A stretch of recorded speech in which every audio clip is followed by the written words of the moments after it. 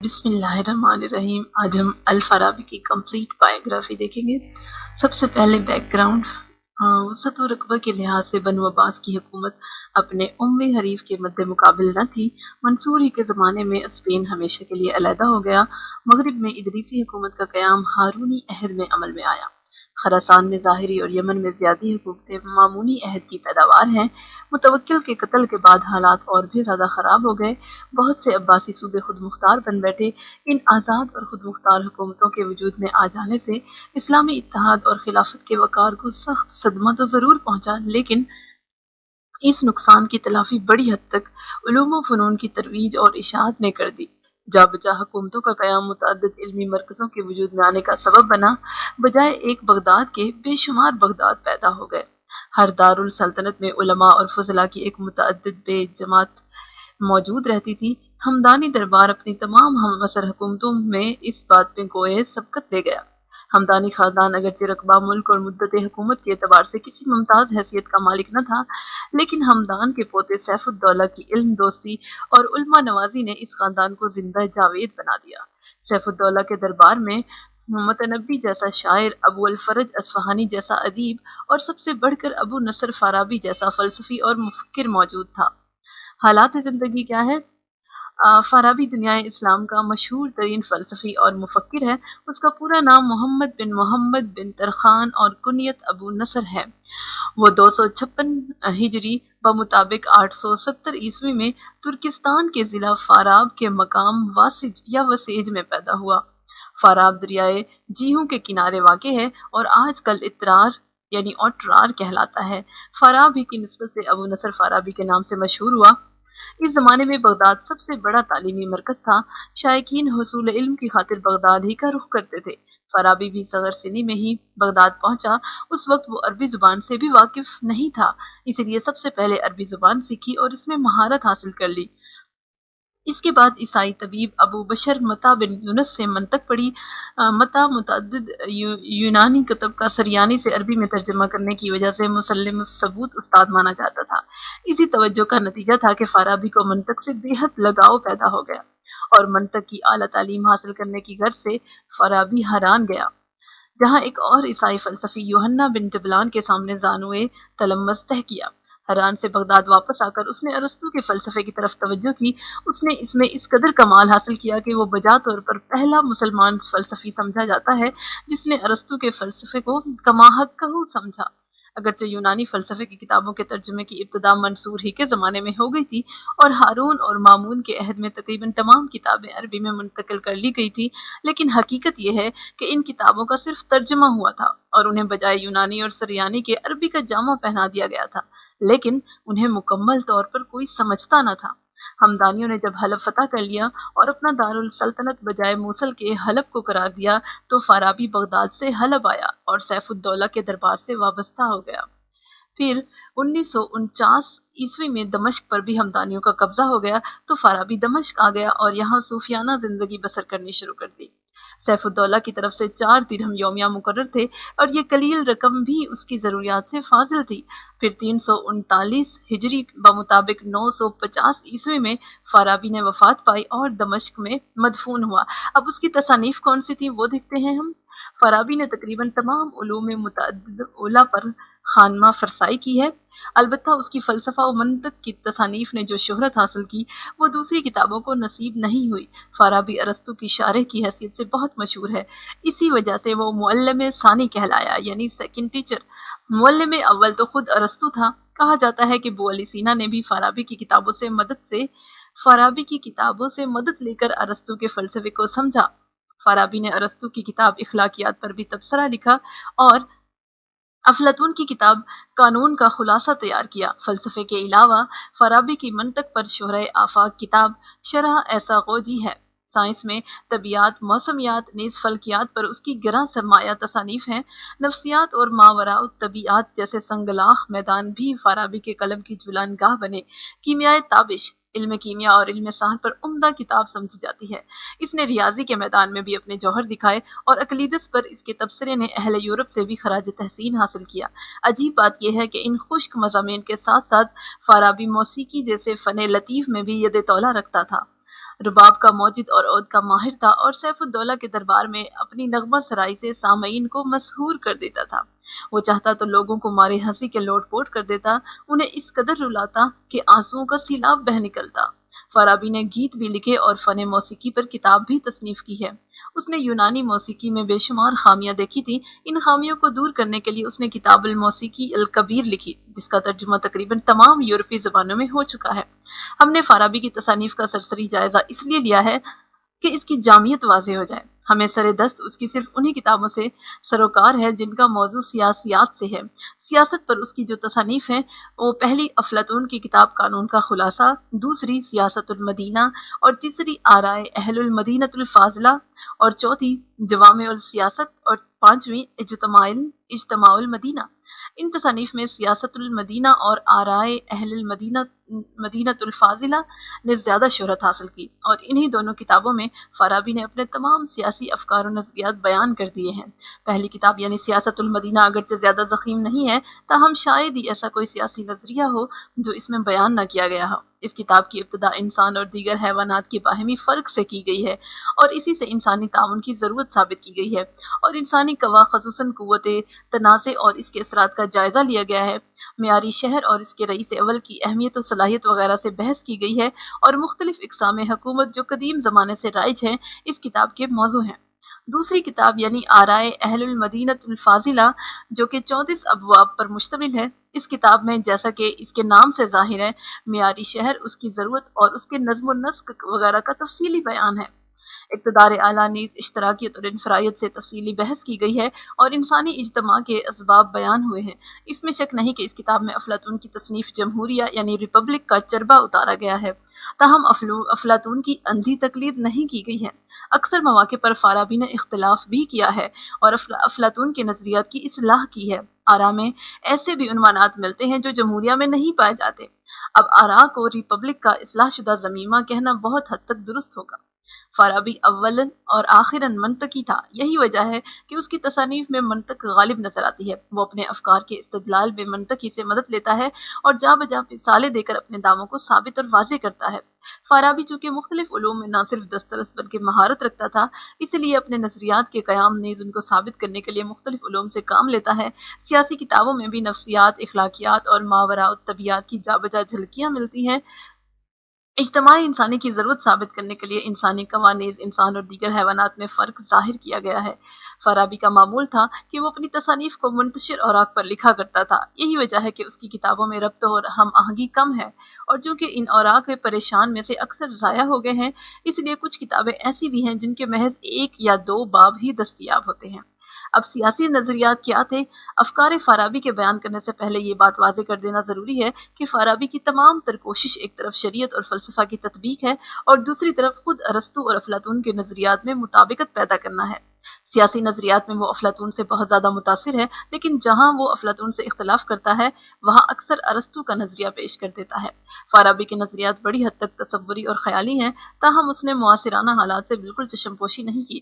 معیاری ریاست کے مقابلے میں غیر معیاری ریاست کا نظریہ پیش کیا ہے جو تمام کا تمام اس کے اپنے زمانے کے حالات کا صحیح آئینہ دار ہے۔ اب فارابی نے انسان اور دیگر حیوانوں میں مابہل امتیاز عقل الفعال کو قرار دیا ہے۔ اس کے نزدیک عقل الفعال ہی انسان کو بام عروج پر پہنچاتی ہے، اور ذہن انسانی جس کو وہ عقل المستفاد کے نام سے یاد کرتا ہے بروئے کار لاتی ہے۔ عقل الفعال کے بغیر عقل المستفاد بے حس و حرکت رہتی ہے، جس طرح کہ سورج کے بغیر آنکھیں بیکار ہوتی ہیں۔ فارابی نے انسان میں 2 ایسی قوتوں کو مانا ہے جو دیگر حیوانات میں نہیں پائی جاتی، وہ قوت الناطقہ اور قوت النزویہ ہے۔ انسان قوت ناطقہ کے ذریعے علم حاصل کرتا ہے اور خیر و شر، نیک و بد اور نفع و نقصان میں تمیز کرتا ہے، جبکہ قوت نزویہ انسان میں کسی چیز کی محبت یا اس سے نفرت پیدا کرتی ہے۔ ایسی قوت کے باعث رنج و خوشی کے جذبات پیدا ہوتے ہیں۔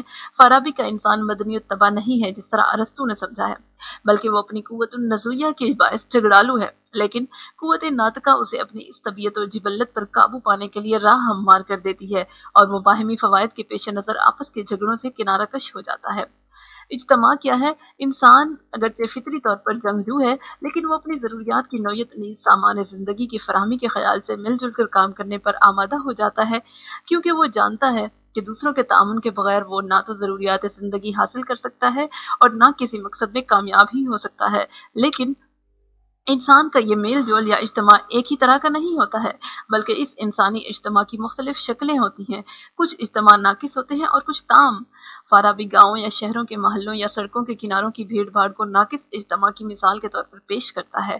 شہر کو وہ اجتماع تام کہتا ہے۔ شہر کے بعد ملت یعنی زمین کے مخصوص علاقے کے اتحاد کا نمبر آتا ہے، اور کرۂ ارض کے تمام باشندے فارابی کے نزدیک سب سے بڑا اجتماع ہیں۔ اس کا دعویٰ ہے کہ اجتماع کتنا ہی ناقص کیوں نہ ہو، لیکن وہ اجتماع تام کے لیے ممد اور معاون ثابت ہوتا ہے، کیونکہ بغیر ناقص کے تام کا تصور ہی محال ہے۔ مثلاً سڑک کے کنارے ٹھہرنے کی جگہ اجتماع ناقص کی چھوٹی شکل ہے، لیکن وہ بھی سڑک کا ایک حصہ ہے، اور اسی طرح سڑک محلے کا ایک جزو ہوتی ہے، اور محلہ بھی شہر کا ایک ٹکڑا ہے، اور شہر ملت کی اکائی ہے، اور ملت انسانیت کا جزو ہے۔ اس طرح ٹھہرنے کی جگہ کو بالواسطہ انسانیت سے تعلق ہے۔ جیسا کہ پہلے کہا گیا ہے کہ فارابی اجتماع انسانی کو فطری قرار نہیں دیتا، بلکہ اس کی غرض و احتیاج اسے دوسروں کا تعاون حاصل کرنے پر مجبور کرتی ہے۔ ممکن ہے کہ فارابی کا نظریہ اس کے ہم عصر سیاسی حالات کی پیداوار ہو۔ تیسری اور چوتھی صدی ہجری میں بہت سی خود مختار حکومتیں مورز وجود میں آ گئی تھیں، اور ان میں سے اکثر مرکزی عباسی خلافت سے نہ صرف اختلاف رکھتی تھیں، بلکہ عباسیوں کو خلافت کا صحیح حقدار بھی نہ سمجھتی تھیں۔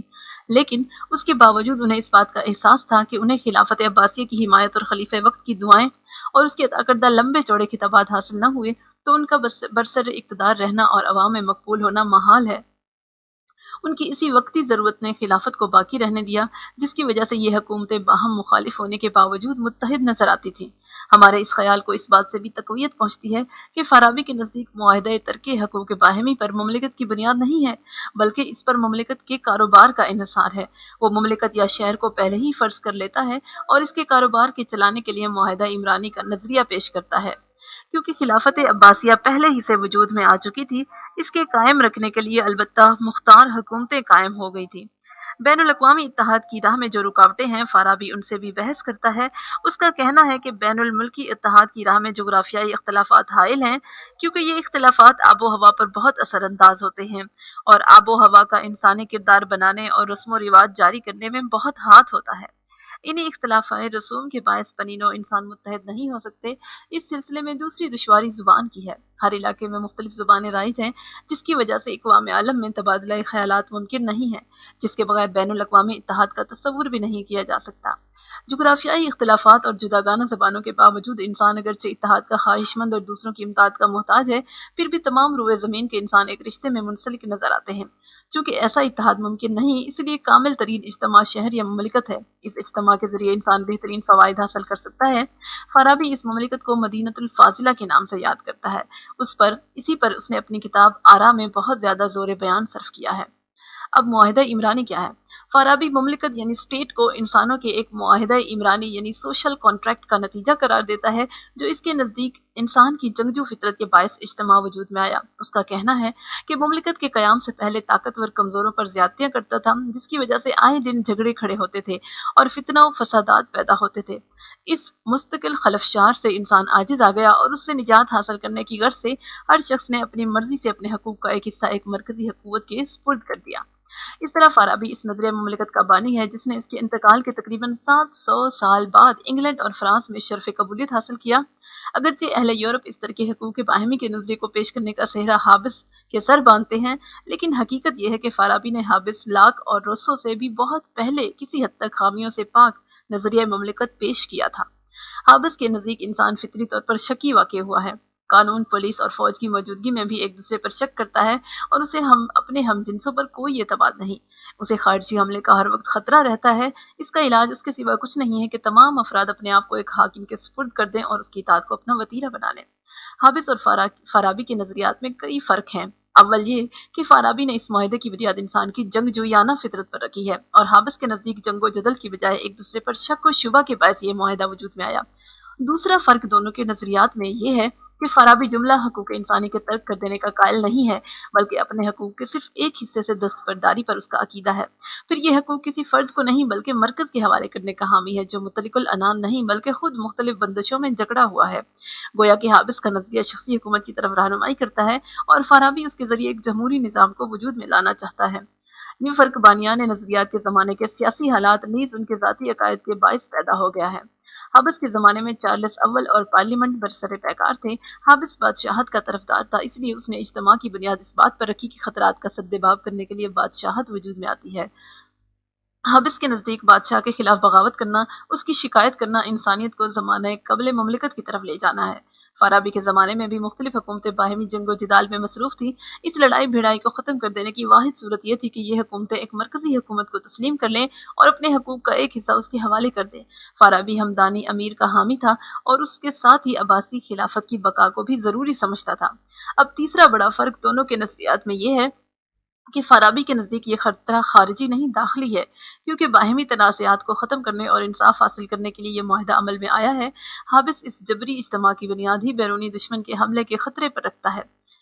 दोनों नज़रियात में एक अहम फ़र्क और भी है, वो ये कि हाबिस का कहना है कि इस माहिदे में शिरकत रजामंदी से भी की जा सकती है और जबर से भी, लेकिन दोनों सूरतों में माहिदा अटल होता है और किसी को इसके ख़त्म कर देने का हक हासिल नहीं।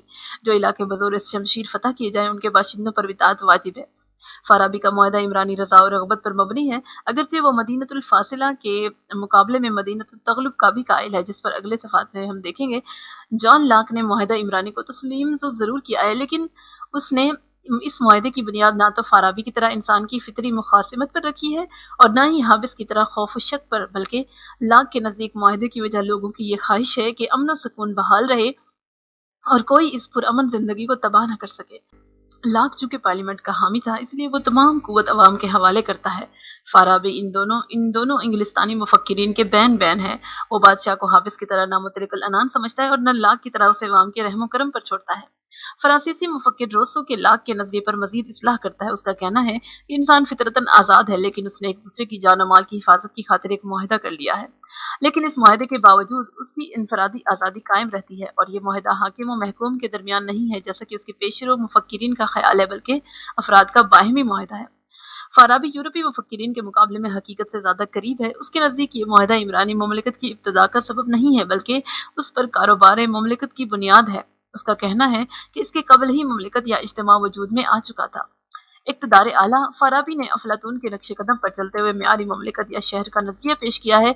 इस मामले में वो यूनानियों से भी मुतासिर था। यूनानी रियासतें चूँकि ज़्यादातर शहरों तक महदूद होती थी, इसीलिए ये रियासतें शहरी रियासत कहलाती थी। फाराबी ने भी अपनी मियारी ममलिकत को अलमदीनतुल फाजिला का नाम दिया है। इस ममलिकत के इक़्तिदार आला को वो रईसुल अव्वल कहता है। अफलातून के नज़दीक मुक़्तदर आला को सबसे ज़्यादा आलिम और सबसे ज़्यादा कवि होना चाहिए। कुरान मजीद ने भी सरबराह ममलिकत की इन्हीं दोनों बुनियादी सिफ़तों की तरफ इशारा किया है कि बस्ततुन फिल इल्मि वल जिस्म, यानी इल्म और जिस्म दोनों में फराखी। अफलातून मजीद औसाफ ये बयान करता है कि जुरत, फराख दिली, ज़कावत, हाफिज़ा और उसके फ़राइज़ ये गिनवाए हैं कि उसके पास निहायत ज़रूरी अशिया के सिवा कोई निजी चीज़ ना हो, हत्ता कि रहने के लिए मकान भी ना हो। ग़िज़ा निहायत मामूली फ़ौजियों जैसी इस्तेमाल करे, जिसके लिए वो एक मुकर्ररा रकम शहरियों से हासिल कर सकता है। वो अवाम से खुद को बुलंद बाला न समझे, उनके साथ उठे बैठे और खाना खाए। लोगों के जानो माल की हिफाजत उसका अहम तरीन फ़र्ज़ है। फाराबी इक़्तिदार आला की बाबत अफलातून से ज़्यादा वाज़ेह है। उसने अफलातून की तरह इल्म का मुबहम लफ्ज़ इस्तेमाल नहीं किया है, बल्कि उसका मयार भी बता दिया है कि वो दूसरों की बनिस्बत नताइज अख़ज़ करने और उसूल के मुतय्यन करने में महारत रखता हो। फाराबी कहता है कि तमाम इंसान बलिहाज़ अक़ल मसावी दर्जा नहीं रखते। हम आए दिन देखते हैं कि कुछ लोग नताइज अख़ज़ करने में ज़्यादा मलका रखते हैं और दूसरे कम या बिल्कुल ही अहलियत नहीं रखते। ये क़ुव्वत इस्तिंबात ही क़यादत और इक़्तिदार की जान है। सिर्फ नताइज का अख़ज़ कर लेना काफ़ी नहीं, बल्कि इन मुस्तंबित नताइज को दूसरों तक पहुँचा देना भी ज़रूरी है। मुक़्तदर आला में क़ुव्वत इस्तिंबात के साथ साथ क़ुव्वत तौसील या तबलीग भी ज़रूरी है। फाराबी इस अमर से बेखबर न था कि फ़र्द वाहिद तमाम शोबाए हयात में इन दोनों क़ुव्वतों का मालिक नहीं हो सकता और न एक लीडर ममलिकत के तमाम बाशिंदों की रहबरी कर सकता है। इसलिए उसका कहना है कि हर शोबे के लिए मुख्तलिफ लीडर होने चाहिए और इन कायदीन में से जो सबसे ज़्यादा इन कवा का मालिक होगा वही कायदे अव्वल होगा। ये कायदे अव्वल कायदे दोम की रहनुमाई करेगा और कायदे दोम कायदे सोम की आला हाज़िल कयास आला अदना की रहबरी करेगा। इस तरह फाराबी ने न सिर्फ जमहूरियत का तस्वुर पेश किया है, बल्कि मुकम्मल काबीना और मुख्तलिफ ओहदों के नज़रिए से भी आज से 1000 साल पहले दुनिया को रोशनास करा दिया है। फाराबी का ख्याल है कि रईस अव्वल को ऐसा होना चाहिए जिसे दूसरों से कुछ सीखने की ज़रूरत महसूस ना हो और इसमें मुशाहिदा और तबलीग की कुव्वत हो और ममलिकत के तमाम उमूर पर कंट्रोल रखने का मलका रखता हो। उसका यह भी कहना है कि इस रईस अव्वल से ज़्यादा आकिल कोई नहीं होता है। अगर कोई हो तो उसे ही रईस अव्वल बनाना चाहिए और पहले को उसका मातहत बना देना चाहिए। फाराबी ने मदरजा झैल 12 सिफात इक़्तिदार आला के लिए ज़रूरी करार दी हैं। पहला, जिस्मानी लिहाज से बेऐब हो और उसमें किसी किस्म का नुक्स ना हो। दूसरा, ज़की और आकिल हो। तीसरा, क़ुव्वत बयानिया इस कदर तेज़ हो कि जो कुछ कहे उसका नक्शा सुनने वाले के सामने खिंच जाए। चौथा, कम से कम बहस मुबाहिसा से चीज़ों की तह तक पहुँचने की सलाहियत रखता हो। और पाँचवां, कवी हाफ़िज़े का मालिक हो। और छठा, हस्ब ख्वाहिश लोगों पर इल्म के लिए अपनी मोहब्बत वाज़ेह कर सके। और सातवां, लहव व लाभ से मुतनफ़िर हो। और आठवां, ख्वाहिशात नफ़सानी पर मुकम्मल काबू रखता हो, बिलख़सूस खाने पीने और जिनसी ताल्लुकात को हद से आगे न बढ़ने दे। ना सच से मोहब्बत करता हो और झूठ से परहेज़ करता हो। 10वां, वसीउल क़ल्ब हो, उसको अदल व इंसाफ़ से ख़ुसूसी लगाव हो और ज़ुल्म व तशद्दुद के पास भी न फटके। 11वां, जिस चीज़ को बेहतर समझता हो उसे बिला खौफ़ तरदीद नाफ़िज़ कर दे। और 12वां, उसका ख़जाना मामूर हो और वो काफ़ी दौलत का मालिक हो। अब मदरजा बाला सिफ़ात के हामिल इंसान का मिलना महाल है। हालांकि फ़ाराबी ने खुद अफ़लातून के इक़्तिदार आला पर एतराज़ किया था कि यूनानियों में सबसे बड़ा नुक्स ये है कि उन्होंने मेयार को इस कदर बुलंद कर दिया है कि आम इंसान का इस मेयार तक पहुँचना नामुमकिन है। इसमें शक नहीं कि फ़ाराबी ने जो सिफ़ात गिनवाई हैं वो बहुत हद तक मारूज़ी हैं, ताहम ये मेयार नामुमकिनुल हुसूल है और इसका एहसास फ़ाराबी को भी था। इन तमाम औसाफ़ का फ़र्द वाहिद में मुज्तमे होना मुमकिन नहीं, इसीलिए उसने खुद ही लिखा है कि ये सब की सब खूबियाँ एक शख्स में नहीं पाई जा सकती। अगर उनमें से 5 या 6 खूबियों का हामिल दस्तयाब हो जाए तो बहुत हद तक उम्दा हुक्मरान साबित हो सकता है। बाई हमा फ़ाराबी को इस अमर का भी एहसास था कि इस किस्म का इंसान भी सहलुल हुसूल नहीं है, इसलिए उसने एक और मुतबादिल तजवीज़ पेश की है कि ऐसे शख्स को रईस अव्वल बनाना चाहिए जिसने इन सिफ़ात के हामिल इंसान के ज़ेर तरबियत परवरिश पाई हो। इस तजवीज़ से फ़ाराबी के इस अकीदे की तरफ इशारा मिलता है कि इंसान उम्दा सिफ़ात के लिहाज से रूबा तनज़्ज़ुल है। इसके सामने अहद रिसालत और खुलफ़ाए राशिदीन की तारीख के साथ साथ हम असर खुलफ़ा की कमज़ोरियाँ भी थीं, जिससे उसने ये नतीजा अख़ज़ किया कि जूं-जूं ज़माना गुज़रता जाएगा इंसान इख़्लाक़ फ़ाज़िला से महरूम होता जाएगा। फ़ाराबी का मकसद कुछ ही क्यों ना हो, ताहम इतना ज़रूर है कि उसने हुकूमत को मौरूसी ज़रूर करार दिया है या कम अज़ कम उसको मौरूसी बनाए जाने के लिए जवाज़ का दरवाज़ा खोल दिया है। मज़ीद बरां फ़ाराबी का कहना है कि अगर ऐसा शख्स भी जिसने इन सिफ़ात से मुतसिफ़ इंसान की ज़ेर निगरानी परवरिश पाई हो न मिल सके तो 2 या 2 से ज़ायद हत्ता के 5 अफ़राद तक मुंतखब किए जाएँ जिनमें मजमूई तौर पर ये 12 सिफ़ात मौजूद हों, बशर्ते कि उनमें से कम अज़ कम एक हकीम और फ़लसफ़ी हो जो लोगों की ज़रूरियात मालूम कर सके और रियासत की फ़लाह बहबूद से वाक़फ़ियत रखता हो। फ़ाराबी का दावा है कि अगर ऐसा फ़लसफ़ी न मिल सके तो यकीन कर लेना चाहिए कि हुकूमत चंद दिनों की ही मेहमान है और ज़्यादा दिन नहीं गुजरने पाएंगे कि मुमलिकत तबाह बर्बाद हो जाएगी। इस तरह फ़ाराबी काबीना और जमहूरियत का वाज़ेह तस्वुर पेश करने में कामयाब हो गया है। इसके नज़दीक असूलन तो शख्सी हुकूमत होनी चाहिए, लेकिन बदरजे मजबूरी जबकि जुमला सिफ़ात से मुतसिफ़ इंसान नापैद होए तो सिवाय जमहूरियत के और कोई सूरत बाकी नहीं रहती। अफलातून ने भी इसी किस्म की मुतबादिल तजवीज़ पेश की है। उसका कहना है कि अगर फ़लसफ़ी बादशाह यानी फ़िलासफ़र किंग ना मिल सके तो उसकी जगह चंद सरपरस्तों को दे देनी चाहिए। अफलातून ने फ़ाराबी की तरह ये शर्त नहीं लगाई कि ये सरपरस्त ऐसे मुंतखब किए जाएँ जिनमें ये तमाम सिफ़ातें मजमूई तौर पर मौजूद हों। फ़ाराबी के इस नज़रिए के मुतालिक आम महज ख़याली होने का हुक्म लगा सकते हैं, क्योंकि इस मियारी रईस के नज़रिए को पेश करते वक्त उसने अपने ज़माने के हालात की तरफ से बिल्कुल आंखें बंद कर ली थीं और अब्बासी खिलाफत का इस ज़माने में जो हाल था वो फ़ाराबी के तख़य्युल के बिल्कुल बरअक्स था। शेरवानी साहब का ख्याल दुरुस्त मालूम होता है कि फ़ाराबी के बगदाद को खैरबाद कहने और सैफुद्दौला के दरबार से वाबस्तगी का सबब यही था कि उसने सैफुद्दौला की ज़ात को अपने ख़याली रईस से बहुत करीब पाया था।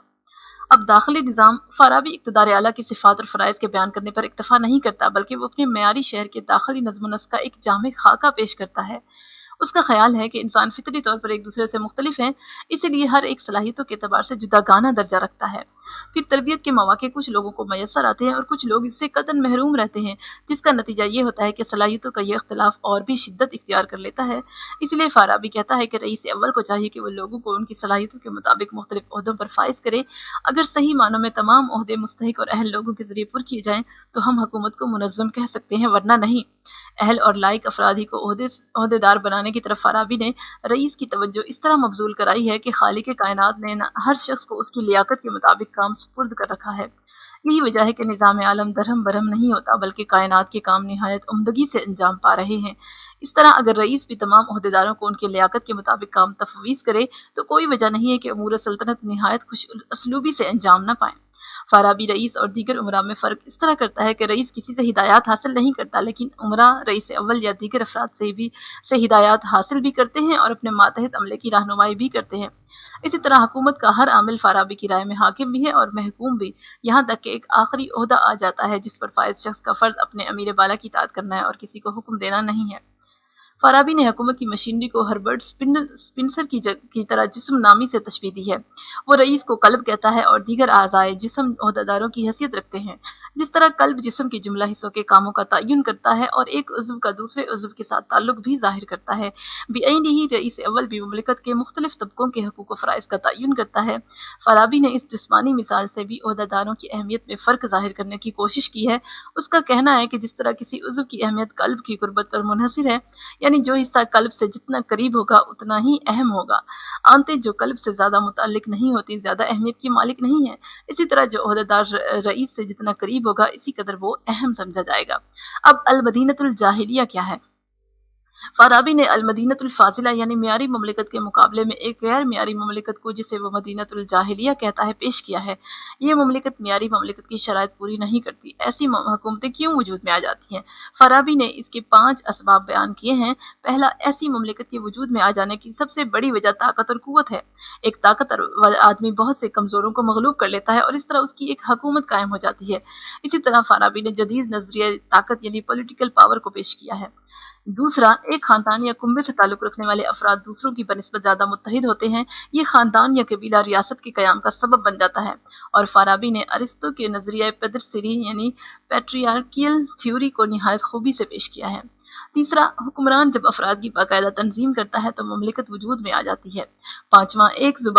चौथा, एक ज़ुबान बोलने वाले या एक ही किस्म के रस्म व रिवाज के पाबंद गिरोह मुत्तहिद हो जाते हैं और क़याम ममलिकत का बाइस बनते हैं। पाँचवां, एक ही खित्ते के बाशिंदे बाहिम मुत्तहिद हो जाते हैं और ये इत्तेहाद ममलिकत का मौजिब होता है। अब मदीनतुत तग़लिब क्या है? फाराबी इस हकीकत से नावाकिफ़ नहीं है कि उसकी तसव्वुरी ममलिकत किसी ज़माने में भी मुमकिनुल हुसूल नहीं है, इसीलिए उसने मुख्तलिफ़ किस्म की रियासतों के मुतालिक इज़हार ख़याल किया है। इस सिलसिले में फाराबी बड़ी हद तक अपने ज़माने की मुख्तलिफ़ हुकूमतों की हैयत तरकीबी से मुतासिर नज़र आता है। फाराबी का कहना है कि कवि का नहीफ़ को मग़लूब कर लेने का जज्बा फ़ितरी है, इसलिए ताकतवर का कमज़ोर पर ग़लबा हासिल कर लेना और कमज़ोर का मग़लूब हो जाना ऐन इंसाफ़ है। ऐसी रियासत को फाराबी मदीनतुत तग़लिब का नाम देता है और मफ्तूह कौम पर फातेह की इताअत वाजिब बतलाता है और फातेह पर भी वो चंद बंदिशें और पाबंदियां आयद करता है। इनमें सबसे अहम यह है कि ताकतवर कौमों को चाहिए कि जब वो खून बहाएं तो मुकाबले पर बहाएं। अचानक हमला कर देना या बगैर किसी तंबीह के किसी कमज़ोर का माल व असबाब लूट लेना उनके लिए जायज़ नहीं। इस नजरिए के बयान में फाराबी के मद्देनज़र सैफुद्दौला की हुकूमत और उसकी शुजाअत थी। अब नौ आबादी। फाराबी ने सियासतुल मदीना में नौ आबादी से मुतालिक मुफस्सिल बहस की है। उसका ख्याल है कि नौ आबादी के वजूद में आने की 3 सूरतें हो सकती हैं। अव्वल ये कि बैरूनी दुश्मन के हमले की वजह से लोग एक जगह से दूसरी जगह मुंतकिल हो जाएं। दोम, वतन में वबाई बीमारी फूट पड़ने के बायस इंतकाल आबादी लाजमी हो जाए। और सोम, इक्तसादी दबाव या मुआशी बदहाली से मजबूर होकर लोग तर्के वतन करें। फाराबी नौ आबादी को ये इख्तियार देता है कि चाहे उसके आबाद करने वाले अपना अपना दस्तूर तैयार कर लें या पुराने ही को बरकरार रखें या पुराने दस्तूर में हस्ब ज़रूरत रद्दो-बदल कर लें। इस तरह वो नौ आबादी को मरकज़ी हुकूमत से न सिर्फ आज़ाद देखना चाहता है बल्कि उसको दस्तूर साजी के इख्तियारात भी तफवीज़ करता है।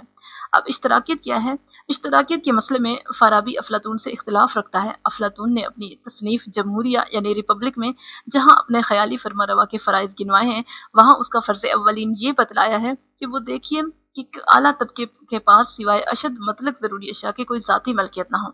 इसने खुद इक़्तिदार आला पर निजी मलकियत हराम कर दी है। अफलातून का कहना है कि बादशाहों के पास ज़ाती मकानात या ज़मीन या ज़रो माल हो तो वो बेशक अच्छे ताजिर और किसान बन जाएंगे, लेकिन मुहाफ़िज़ ममलिकत नहीं रहेंगे और बजाय अवाम के मुअय्यन व मददगार बनने के उनके दुश्मन और ज़ालिम बन जाएंगे। फाराबी मुआहिदा इमरानी पर अकीदा रखता है जिसकी रूह से इंसान अपनी ज़रूरियात ज़िंदगी के पेश नज़र मुत्तहिद हुआ है, वरना दर हकीकत हम जिनसों का शदीद दुश्मन है। इसलिए फाराबी के नज़दीक इश्तराकियत नाकाबिले अमल नज़रिया है, क्योंकि जो कुछ भी बराए नाम इत्तेहाद इंसानों में पाया जाता है वो जबरी है। ताहम फाराबी चंद चीज़ों को अफराद के कब्ज़े में दिए जाने की बजाय उनकी मुश्तरक मलकियत में रहने का हुक्म सादिर करता है। ताहम वो एक महदूद हद तक ज़ाती मलकियत को न सिर्फ जायज़ बल्कि लाजमी समझता है। फाराबी का ख्याल आज भी काबिल अमल है और दुनिया को जंग के शोलों से बचा सकता है। इसी तरह फाराबी ने सियासियात के तमाम पहलुओं पर रोशनी डाली है। उसके ख्यालात अगरचे बड़ी हद तक यूनानी फ़लसफ़ियों से माखूज़ हैं, ताहम उसने अपने पेशरुओं के अफ़कार पर कड़ी तनकीदी नज़र डाली है और अपने तजर्बात की रोशनी में उनमें जा बजा इस्लाह की है।